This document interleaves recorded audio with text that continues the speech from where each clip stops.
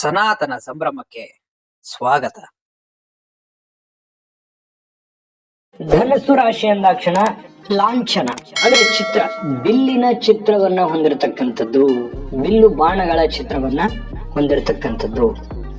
ವೀಕ್ಷಕರೇ, ಧನಸ್ಸು ರಾಶಿಯಲ್ಲಿ ಬರ್ತಕ್ಕಂತಹ ನಕ್ಷತ್ರಗಳು ಯಾವುವು? ನಾನು ಮಾಸ ಭವಿಷ್ಯದಲ್ಲೆಲ್ಲ ಇದರ ಬಗ್ಗೆ ಕಾರ್ಯಕ್ರಮದಲ್ಲಿ ತಿಳಿಸಿರ್ತೇನೆ.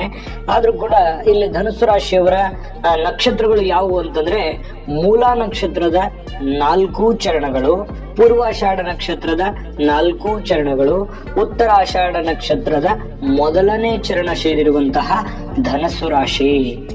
ಧನಸ್ಸು ರಾಶಿಯವರ ನಕ್ಷತ್ರಗಳು ಇವು ವೀಕ್ಷಕರೇ. ಇದರ ಜೊತೆಗೆ ಧನಸ್ಸು ರಾಶಿಯವರ ಅಧಿಪತಿ ಯಾರು, ರಾಷ್ಟ್ರಾಧಿಪತಿ ಯಾರು ಅನ್ನುವಂತ ವಿಚಾರ. ಗುರು ನಿಮ್ಮ ರಾಶಿಗೆ ರಾಷ್ಟ್ರಾಧಿಪತಿ ಆಗಿರತಕ್ಕಂಥದ್ದು. ಅದರ ಫಲನೂ ಸಾಧ್ಯವಾದಷ್ಟು ನಾನು ತಿಳಿಸ್ಕೊಡುವಂತ ಪ್ರಯತ್ನ ಮಾಡ್ತೇನೆ. ಇನ್ನು ಇದು ಅಗ್ನಿ ತತ್ವದ ರಾಶಿ, ಆಯ್ತಾ. ಇದ್ರ ಜೊತೆಗೆ ಇದರ ಸ್ವಭಾವ ಯಾವ ಪ್ರಕಾರ ಇರ್ತದೆ ಅಂತಂದ್ರೆ ದ್ವಿಸ್ವಭಾವ, ಚರನೂ ಅಲ್ಲ ಸ್ಥಿರನೂ ಅಲ್ಲ, ದ್ವಿಸ್ವಭಾವ. ಇನ್ನು ನಿಮ್ಮ ರಾಶಿಗೆ, ಈ ಧನಸ್ಸು ರಾಶಿಗೆ ಬಹಳ ಮುಖ್ಯವಾಗಿ ಅದೃಷ್ಟ ಸಂಖ್ಯೆ ಯಾವುದು? ಬಹಳ ಮುಖ್ಯವಾದಂತ ಪಾಯಿಂಟ್. ನಿಮಗೆ 3 ಅನ್ನುವಂಥದ್ದು ಅದೃಷ್ಟ ಸಂಖ್ಯೆ. ನೀವು ಯಾವುದ್ರಲ್ಲಿ ಬೇಕಾದ್ರೂ ಬಳಸ್ಕೋಬಹುದು, ಉಪಯೋಗ ಮಾಡ್ಕೋಬಹುದು. ಸಾಧ್ಯವಾದಷ್ಟು 3 ಉಪಯೋಗ ಮಾಡ್ಕೊಳ್ಳಿ, ಅದು ನಿಮ್ಮ ಅದೃಷ್ಟ ಸಂಖ್ಯೆ. ನಿಮ್ಮ ಅದೃಷ್ಟ ದೇವತೆ ಯಾರು? ಅದೃಷ್ಟ ದೇವತೆ ಮಹಾವಿಷ್ಣು.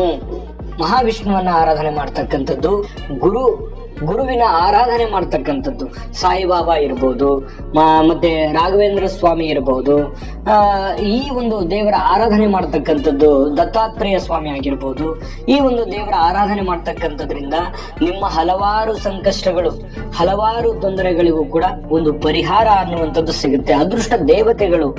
ಹಾಗಾಗಿ ಈ ದೇವರನ್ನ ಆರಾಧನೆಯನ್ನ ಮಾಡಿ. ಇನ್ನು ನಿಮಗೆ ಬಹಳ ಮುಖ್ಯವಾದದ್ದು ಅದೃಷ್ಟದ ದಿನ ಯಾವುದು?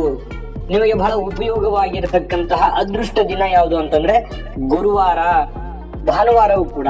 ಹಾಗಾಗಿ ಗುರುವಾರ ಮತ್ತು ಭಾನುವಾರ ನಿಮ್ಮ ಅದೃಷ್ಟದ ದಿನಗಳು. ಹಾಗಾಗಿ ಈ ದಿನಗಳಲ್ಲಿ ನೀವು ಯಾವುದೇ ಒಂದು ಉತ್ತಮ ಕೆಲಸಗಳನ್ನ ಮಾಡ್ಲಿಕ್ಕೆ ಅಣಿ ಆಗ್ಬೋದು. ಅದು ನಿಮ್ ಸಕ್ಸಸ್ಫುಲ್ ಡೇ ಅಂತ ಹೇಳ್ಬೋದು. ಇನ್ನು ನಿಮಗೆ ಅದೃಷ್ಟ ಬಣ್ಣ ಯಾವುದು ಅಂತಂದ್ರೆ ಹಳದಿ ಮತ್ತು ಕೆಂಪು ಬಣ್ಣ ನಿಮಗೆ ಬಹಳಷ್ಟು ಪ್ರಿಯವಾಗಿರ್ತಕ್ಕಂಥದ್ದು, ಅದೃಷ್ಟದಾಯಕವಾಗಿರ್ತಕ್ಕಂಥದ್ದು. ಇನ್ನು ನಿಮ್ಮ ರಾಶಿಗೆ ರತ್ನ ಯಾವುದು ಅಂತಂದ್ರೆ, ನಿಮ್ಮ ರಾಶಿಯ ರತ್ನ ಪುಷ್ಪರಾಗ. ಮತ್ತು ಈ ಕಾಲಪುರುಷನ ಅಂಗದಲ್ಲಿ ಅಂದ್ರೆ ಒಂದು ಬಾಡಿಯಲ್ಲಿ ನಿಮ್ಮ ಒಂದು ದೇಹದ ಸ್ಥಾನಗಳಲ್ಲಿ ನಿಮ್ಮ ಅಂದ್ರೆ ಈ ಧನುಸ್ಸು ರಾಶಿಯ ಸ್ಥಾನ ಯಾವುದು ಅಂತಂದ್ರೆ ತೊಡೆಯ ಭಾಗವನ್ನ ಹೋಲುತ್ತೆ. ಇನ್ನು ಈ ರಾಶಿಯ ಸ್ವಭಾವ ಯಾವುದು ಅಂತಂದ್ರೆ ಒಂದಿಷ್ಟು ಕ್ರೂರವಾಗಿರತಕ್ಕಂತಹ ಸ್ವಭಾವ, ಕ್ಷತ್ರಿಯ ವರ್ಣದ ರಾಶಿ ಆಗಿರತಕ್ಕಂಥದ್ದು. ಇನ್ನು ನಿಮಗೆ ಮಿತ್ರ ರಾಶಿಗಳು ಯಾವುವು ಅಂತ ನೋಡಿದ್ರೆ, ಮೇಷ, ಸಿಂಹ ರಾಶಿ ಮಿತ್ರರಾದ್ರೆ, ಶತ್ರು ರಾಶಿಗಳು ಕಟಕ, ವೃಶ್ಚಿಕ, ಮೀನ ರಾಶಿಗಳು ಶತ್ರು ರಾಶಿಗಳಾಗ್ತಕ್ಕಂಥದ್ದು. ಇನ್ನು ನಿಮ್ಮ ಒಂದು ವಿಶೇಷವಾಗಿರತಕ್ಕಂತಹ ಗುಣ ಯಾವುದು ಅಂತಂದ್ರೆ ವಿದ್ವಾಂಸರು, ವಿಧೇಯರು ಕೂಡ ಆಗಿರ್ತಕ್ಕಂಥದ್ದು. ಇದನ್ನ ಗಮನಿಸಬೇಕು. ನೋಡಿ, ನಿಮಗೆ ಪ್ಲಸ್ ಪಾಯಿಂಟ್ ಅನ್ನುವಂಥದ್ದು ನೋಡಿದಾಗ ಸ್ವತಂತ್ರವಾಗಿ ಯೋಚಿಸ್ತಕ್ಕಂಥದ್ದು. ಇದೆಲ್ಲ ಏನ್ ಸೂಚಿಸ್ತದೆ? ಗುರು ನೋಡಿ, ಯಾವಾಗ್ಲೂ ಕೂಡ ಗುರುವಿನ ಆರಾಧನೆ ಮಾಡ್ತಕ್ಕಂಥದ್ದು, ಗುರುವಿನ ಆದೇಶದಂತೆ ನಡ್ಕೊಳ್ತಕ್ಕಂಥದ್ದು. ಯಾಕಂತಂದ್ರೆ ನಿಮಗೆ ಈ ವಿದ್ಯಾವಂತರು ಜಾಸ್ತಿ ನಿಮಗೆ. ಯಾಕಂತಂದ್ರೆ ನಿಮಗೆ ಶಿಕ್ಷಕರಾಗ್ತಕ್ಕಂಥದ್ದು, ಎಲ್ಲ ಡಿಪಾರ್ಟ್ಮೆಂಟ್ ಅಲ್ಲಿ ಕೆಲಸ ಮಾಡ್ತಕ್ಕಂಥದ್ದು ಇರ್ಬೋದು, ಪೊಲೀಸ್ ಡಿಪಾರ್ಟ್ಮೆಂಟ್ ಆಗಿರ್ಬೋದು.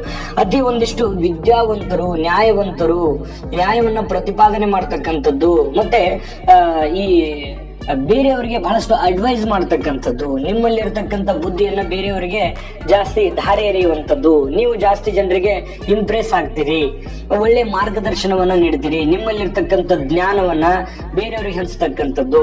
ಜ್ಞಾನವಂತರು, ವಿಚಾರವಂತರು, ಸಮಯ ಪ್ರಜ್ಞೆ ಉಳ್ಳವರು ನೀವಾಗಿರ್ತಕ್ಕಂಥದ್ದು. ಮತ್ತೆ ನೀವು ಒಂದಿಷ್ಟು ಅಧ್ಯಯನ ಮಾಡ್ತಕ್ಕಂಥದ್ದು, ಯಾವುದೇ ಒಂದು ವಿಭಾಗ ಇರ್ಬೋದು, ಅದನ್ನ ಜಾಸ್ತಿ ಬಲಪಡಿಸ್ತಕ್ಕಂಥದ್ದು. ಅಧ್ಯಯನ ಮಾಡ್ತೀರಿ, ತಿಳ್ಕೊಳ್ತೀರಿ, ಅದ್ರ ಬಗ್ಗೆ ರಿಸರ್ಚ್ ಮಾಡ್ತೀರಿ. ಯಾವುದೇ ಕ್ಷೇತ್ರ ಇರ್ಬೋದು, ನಾನು 1-2 ಕ್ಷೇತ್ರಗಳ ಬಗ್ಗೆ ಮಾತಾಡ್ತಾ ಇಲ್ಲ. ಎಲ್ಲೇ ಇದ್ರೂ ಕೂಡ ಅದ್ರ ಬಗ್ಗೆ ಪೂರ್ಣ ಪ್ರಮಾಣದಲ್ಲಿ ತಿಳ್ಕೊಳ್ತೀರಿ. ಅಂದ್ರೆ ಜ್ಞಾನ ಅನ್ನುವಂಥದ್ದು ನಿಮಗೆ ಶಕ್ತಿ ಅಂತ ಹೇಳ್ಬೋದು. ಇನ್ನು ಈ ಒಂದಿಷ್ಟು ಪ್ಲಸ್ ಪಾಯಿಂಟ್ಗಳ ಬಗ್ಗೆ ಹೇಳಿದ್ದೀನಿ. ಈಗ ಒಂದಿಷ್ಟು ಮೈನಸ್ ಪಾಯಿಂಟ್ಗಳ ಬಗ್ಗೆನೂ ನಾನು ನಿಮಗೆ ಧನಸ್ಸು ರಾಶಿಯವರ ಮೈನಸ್ ಪಾಯಿಂಟ್ಗಳು ಕೂಡ ನಾನು ನಿಮಗೆ ತಿಳಿಸ್ತೀನಿ. ಇದು ಬಹಳ ನಿಮಗೆ ಉಪಯೋಗ ಆಗುತ್ತೆ. ಇದು ಲೈಫ್ ಟೈಮ್ ಆಗಿ ನೀವು ಉಪಯೋಗ ಮಾಡ್ಕೊಳ್ಳೋದಕ್ಕೆ, ನಿಮ್ಮ ನಿತ್ಯ ಜೀವನದಲ್ಲಿ ಅಳವಡಿಸ್ಕೊಳ್ಳೋದಕ್ಕೆ ಬಹಳ ಸಹಕಾರಿ ಆಗುತ್ತೆ. ನೋಡಿ, ಧನಸ್ಸು ರಾಶಿಯವರಿಗೆ ಮೈನಸ್ಸು ಮಾಸ ಯಾವುದು ಅಂತಂದ್ರೆ ಶ್ರಾವಣ ಮಾಸ ಅಷ್ಟೊಂದು ಶುಭಕಾರಕವಲ್ಲ. ಮತ್ತೆ 3, 8, 13ನೇ ತಿಥಿಗಳು ನಿಮಗೆ ಅಷ್ಟೊಂದು ಯೋಗ್ಯವಾದ ಫಲ ನೀಡಲ್ಲ. ಇನ್ನು ನಿಮಗೆ ಶುಕ್ರವಾರ ಅಷ್ಟೊಂದು ಫಲ ಕೊಡಲ್ಲ, ಮೈನಸ್ ಪಾಯಿಂಟ್ ಇರ್ತಕ್ಕಂಥದ್ದು. ಇನ್ನು ನಿಮಗೆ ಭರಣಿ ನಕ್ಷತ್ರ, ಇನ್ನು ನಿಮಗೆ ಈ ವಜ್ರ ಯೋಗ, ಮತ್ತೆ ತೈತಿಲ ಕರ್ಣ ಯೋಗ, ಕರ್ಣ, ತಿಥಿ, ವಾರ, ನಕ್ಷತ್ರ, ಮಾಸಗಳನ್ನ ಈ ಎಲ್ಲ ನಾನಿವಾಗ ಹೇಳಿರ್ತಕ್ಕಂಥದ್ದು ಯಾವ್ಯಾವ್ದಕ್ಕೆ ಉಪಯೋಗ ಆಗುತ್ತೆ ಅಂತಂದ್ರೆ, ನೋಡಿ ಶುಕ್ರವಾರ ಮೈನಸ್ ಇದೆ ನಿಮಗೆ. ಇದು ಯಾವ್ಯಾವ್ದಕ್ಕೆ ನಿಮಗೆ ಅನುಕೂಲ ಆಗುತ್ತೆ ಅಂತಂದ್ರೆ, ಪ್ರಯಾಣ ಮಾಡುವಂಥದ್ದಕ್ಕೆ ಸಾಧ್ಯವಾದಷ್ಟು ಅವಾಯ್ಡ್ ಮಾಡ್ಕೊಳ್ಳಿ, ಯಾತ್ರೆ ಮಾಡ್ಕೊಳ್ಳೋದಕ್ಕೆ, ವ್ಯಾಪಾರ ಮಾಡೋದಕ್ಕೆ, ಇನ್ನು ಹೊಸ ಉದ್ಯೋಗ ಪ್ರಾರಂಭ ಮಾಡೋದಕ್ಕೆ, ಇನ್ನು ಯಾರೋ ಇಂಪಾರ್ಟೆಂಟ್ ಆಗಿರತಕ್ಕಂಥ ವ್ಯಕ್ತಿಗಳಿಗೂ ಅಥವಾ ಸರ್ಕಾರದ ಕೆಲಸಗಳಿಗೂ ನಾನು ಭೇಟಿ ಆಗ್ಲಿಕ್ಕೆ ಹೋಗ್ತಾ ಇದ್ದೀನಿ, ಅಧಿಕಾರಿಗಳಿಗೆ ಭೇಟಿ ಆಗ್ಲಿಕ್ಕೆ ಹೋಗ್ತಾ ಇದ್ದೀನಿ ಅಂತಂದ್ರೆ ಸಾಧ್ಯವಾದಷ್ಟು ಇವು ಎಲ್ಲವೂ ಅಪ್ಲೈ ಆಗುತ್ತೆ. ಸಾಧ್ಯವಾದಷ್ಟು ಇವು ಮೈನಸ್ ಇರ್ತಕ್ಕಂಥದ್ದನ್ನ ತಪ್ಪಿಸ್ಕೊಂಡು ನೀವು ಕೆಲಸ ಮಾಡ್ತಕ್ಕಂಥದ್ದು ಬಹಳ ಒಳ್ಳೆಯದು. ಇದನ್ನು ನೀವು ಗಮನದಲ್ಲಿ ಇಟ್ಕೊಳ್ಳಿ. ಇನ್ನೊಂದು ವಿಷಯ, ಯಾವುದೇ ಒಂದು ವಿವಾಹ ಇರ್ಬೋದು, ಉಪನಯನ ಇರ್ಬೋದು, ಮಂಗಳ ಕೆಲಸಗಳಿಗೆ ಇದ್ಯಾವುದು ಅಡ್ಡಿ ಬರಲ್ಲ. ಹಾಗಾಗಿ ಈ ಒಂದಿಷ್ಟು ಪಾಯಿಂಟ್ಸ್ ಗಳನ್ನ ನೀವು ನೋಟ್ ಮಾಡಿ ಇಟ್ಕೊಳ್ಳಿ, ಅಥವಾ ನಿಮ್ಮ ಜೀವನದಲ್ಲಿ ಅಳವಡನೆ ಮಾಡ್ಕೊಳ್ಳಿ. ಯಾಕಂದ್ರೆ ನಿಮ್ಮ ನಿತ್ಯ ಜೀವನದಲ್ಲಿ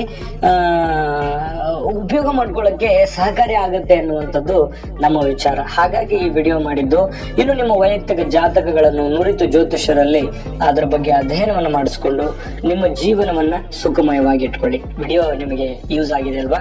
ಹಾಗಿದ್ರೆ ವಿಡಿಯೋನ ಲೈಕ್ ಮಾಡಿ, ಶೇರ್ ಮಾಡಿ, ನಮ್ಮ ಚಾನಲ್ ಅನ್ನ ಸಬ್ಸ್ಕ್ರೈಬ್ ಮಾಡ್ಕೊಳ್ಳೋದನ್ನ ಯಾವುದೇ ಕಾರಣಕ್ಕೂ ಮರಿಬೇಡಿ. ಜೊತೆಗೆ ಈ ವಿಡಿಯೋದ ಕೆಳಗಡೆ ಡಿಸ್ಕ್ರಿಪ್ಷನ್ ಅಲ್ಲಿ ಲಿಂಕ್ ಇದೆ, ಅಲ್ಲೂ ಕೂಡ 12 ರಾಶಿಯವರ ಬಂಧವಾಗಿ ತಿಳ್ಕೊಳ್ಳಬೇಕಾಗಿರ್ತಕ್ಕಂಥ ವಿಡಿಯೋದ ಲಿಂಕ್ ಕೂಡ ಸಿಗುತ್ತೆ. ಅಲ್ಲೂ ಕೂಡ ಕ್ಲಿಕ್ ಮಾಡಿಕೊಂಡು ನಿಮ್ಮ ರಾಶಿಗೆ ಸಂಬಂಧಪಟ್ಟಂತ ಮಾಹಿತಿಯನ್ನು ವೀಕ್ಷಣೆ ಮಾಡಬಹುದು. ಸರ್ವೇ ಜನಃ ಸುಖಿನೋ.